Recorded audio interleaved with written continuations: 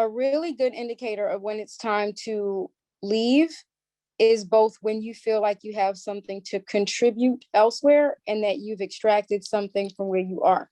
So I love all of the points that were made about gaining skills from everywhere. My career in branding and marketing began in retail, where at the time in the beauty industry, it was not very diverse. Black girl magic was not a thing. So it was very rare to see a woman of color in companies that sold beauty. The only job I could get many years ago was literally in the receiving area of a stockroom. And I had training, I had certifications, and many of my counterparts were like, why would you take something like that? And I said, because if I can get in, I can understand the next level. So handling products, services, understanding supply chain, distribution, all behind the scenes things, it made me an expert in how the products were procured. It made me an expert in what it is that the company actually sold, how fast it took them to sell certain things. I tell you all of this to say that if you look at what you hope to gain from a situation solely at the level of your job description, you will always be limited to what people can put on paper about you.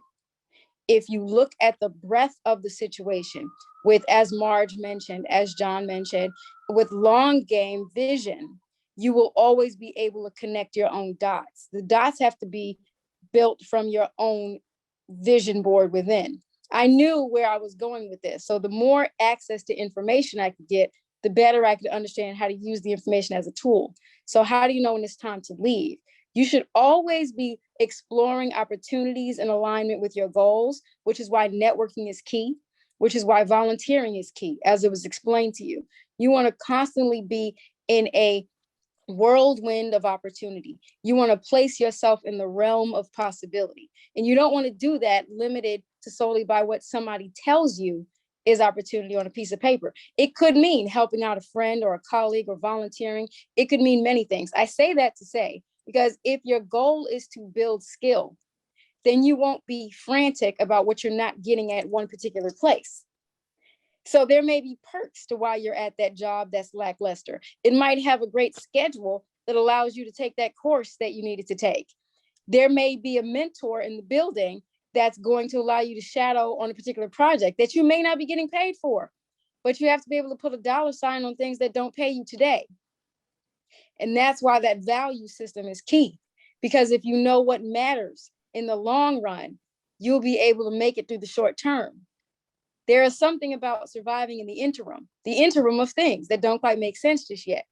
But if we're so focused on what something means right now, then we will always miss the opportunity to look at what we can extract for it from later.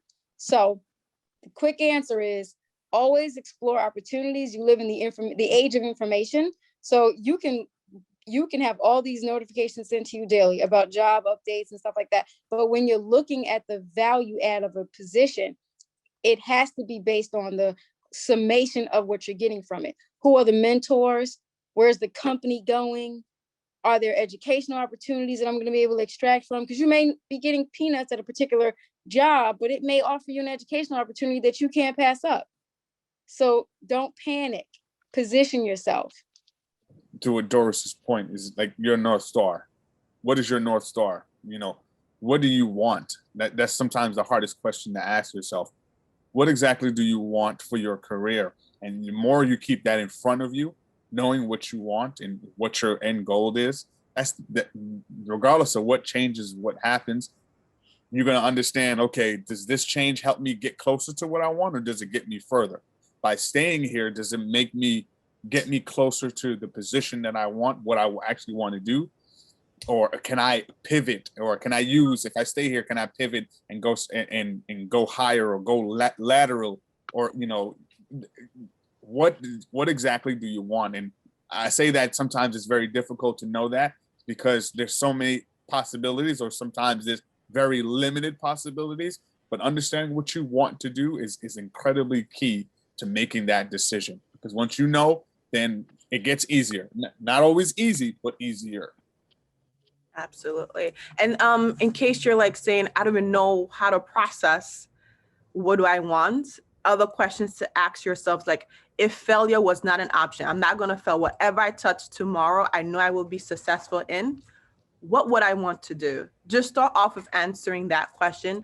It doesn't have to be written beautifully, but just have it, write it down for yourself. I think that's a great question to ask yourself as you're in an exploration stage to start doing. Ask your family and friends for feedback.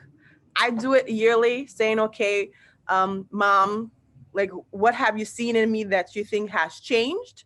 And what do you think I need to work on? And their family, they're going to tell me the honest truth. Be okay with receiving that feedback, because that's going to help propel you in the future. And then there's some things my friends tell me that I would never have imagined I had that quality, but they are spending time with me. They're watching my actions and they're giving me advice that sometimes you're not even aware of a skill set that you have. So have your friends, your family, even your coworkers, don't wait until evaluation if you're working now to ask your supervisor for feedback. Ask them during project, like, how do you think this is? How is it working? So you could get that information, and then you could look through that data that you're collecting, and you choose maybe one or two things you want to work towards for that semester or that year. Just make short-term goals for your future goal, which is whatever that success, whatever that job, or whatever you want to do is there. Alrighty. Can I add something to that, Sabine? Absolutely, Jennifer. Yeah, I just wanted to add one of my favorite lines is follow your curiosities.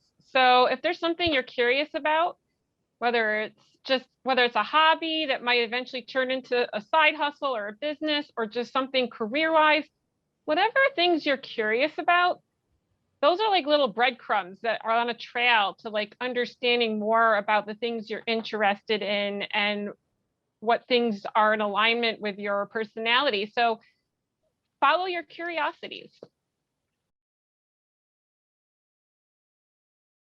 Make sure to check out the My Career tab on the BC Navigator app, where you can track your career progress based on the amount of credits you've earned, stay updated on upcoming events from the Magner Center, and watch our videos for insight and advice on your career field.